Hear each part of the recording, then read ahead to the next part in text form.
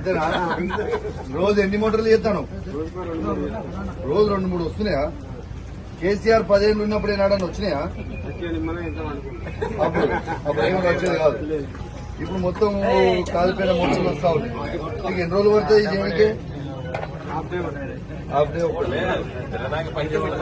అదే ఇది ఎంత ఛార్జ్ చేస్తే ఒకదానికి సీను? 3,500 రూపీస్ తీసుకుంటావు అయితే మొత్తానికి ఛార్జ్.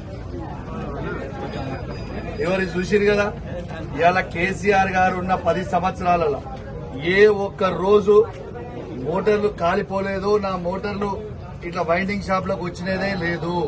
ఇవాళ మీరు చూడండి, ఇవాళ కరీంనగర్ నుంచి మాజీ ఎంపీ గారు, కాబోయే ఎంపీ గారు వినోద్ కుమార్ గారు కూడా వచ్చిండ్రు. ఇవాళ వీణవంక పట్టణంలో మేము ఒక వైండింగ్ షాప్ కు వచ్చినాం. ఈ వైండింగ్ షాప్ కు వస్తే ఇవాళ రోజుకి 3-4 మోటార్లు మేము రిపేర్ చేయాల్సి వస్తుంది సార్. తెల్లారిదాకా పనిచేయాల్సి వస్తుంది.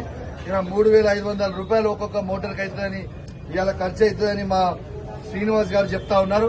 ఇది ఎంత బాధాకరం అని చెప్తే, తెలంగాణని కష్టపడి కేసీఆర్ గారు కొట్లాడి 14 సంవత్సరాలు తెచ్చి కష్టపడి తెలంగాణని ఇంత అద్భుతంగా ఏర్పాటు చేసిన తర్వాత మళ్ళా కాంగ్రెస్ ప్రభుత్వం వచ్చిన తర్వాత ఎవరి కాలిపోయిన మోటార్లు, కాలిపోయిన ట్రాన్స్ఫార్మర్లు, కాలిపోయిన మీటర్లు, ఇది పరిస్థితి తెలంగాణది.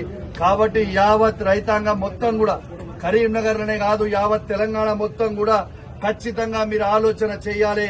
ఇలా ఖచ్చితంగా కేసీఆర్ గారిని మీరు కాపాడుకోవాల్సిన బాధ్యత ప్రతి రైతు మీద ఉంది. ఎందుకంటే మిమ్మల్ని మళ్ళా కాపాడుకునే బాధ్యత కేసీఆర్ గారికి ఉంటది. లేకపోతే ఈ ఎన్నికలు అయిపోయిన తర్వాత ఈ కాంగ్రెస్ వాళ్ళని ఇట్లనే ఉండి మళ్ళేమన్నా మీరు పొరపాటున తప్పు చేస్తే ఈ మోటార్లే కాదు వచ్చింది, వాళ్ళు ఇచ్చే 6 గ్యారెంటీలు కూడా ఎత్తేస్తారు. రేపు ఆగమాగమయ్యే పరిస్థితి ఉంటది. కాబట్టి దయచేసి ప్రతి రైతు, ప్రతి యువత, ప్రతి మహిళ ఆలోచించాల్సిన అవసరం ఉన్నది. జై తెలంగాణ, జై కేసీఆర్.